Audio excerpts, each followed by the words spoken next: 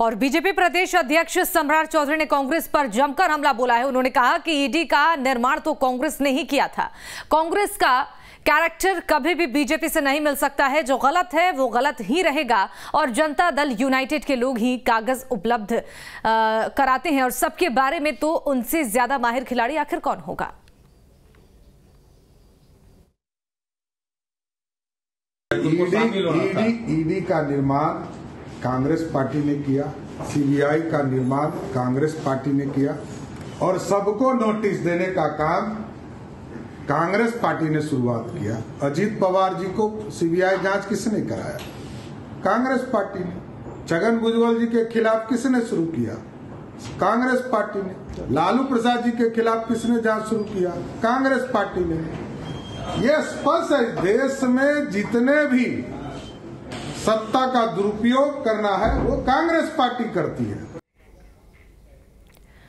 संवाददाता रितेश लगातार बने हुए हैं। एक बार फिर से रितेश का रुख करेंगे। रितेश, देखिए, राधाचरण की मुश्किलें बढ़ती नजर आ रही हैं और जेडीयू-एमएलसी के ठिकाने पर जब रेड हुई तब से ही तमाम राजनीतिक प्रतिक्रियाएं सामने आ रही हैं। पक्ष और विपक्ष दोनों ही तरफ से एक दूसरे पर आरोप प्रत्यारोप की सियासत शुरू हो गई है।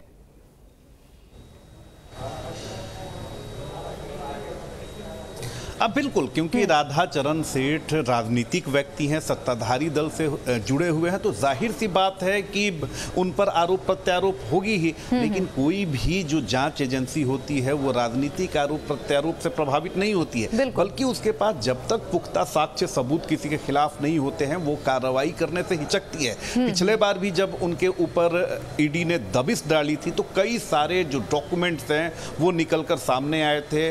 राधाचरण सेठ को कई बार ईडी ने तब भी बुलाया था पूछताछ के लिए और उनसे स्पष्ट तौर पर यह कहा गया था कि आप जानकारी दीजिए कि यहाँ पर अनियमितता क्यों है। लेकिन जब वो कोई भी बाकायदा पुख्ता सबूत नहीं दे सके उसके बाद देखिए कि परत दर परत कड़ियों को जोड़ा गया और किस तरह से बातें निकलकर सामने आई कि वित्तीय अनियमितता छोटी मोटी नहीं बल्कि करोड़ों रुपए में की गई है। चाहे वो बालू के कारोबार में वित्तीय अनियमितता की बात हो या फिर टैक्स देने में की जाए, तो इन तमाम चीज़ों का जब पूरा साक्ष्य ईडी ने हासिल कर लिया, सारे उसके पास साक्ष्य इकट्ठा हो गए कि कोर्ट में किस तरह से अपनी बातों को मजबूती से रखना है, उसके बाद देखिए कल फिर दबिश डाली गई और उन्हें गिरफ्तार किया गया। और गिरफ्तार जब हुए हैं तो जाहिर सी बात है कि राजनीतिक दल के व्यक्ति हैं तो जिस पार्टी से जुड़े हुए हैं वो इसे बताएगी कि विरोधी पार्टी की यह साजिश है, लेकिन ये सिर्फ राजनीतिक आरोप प्रत्यारोप तक ही सीमित है।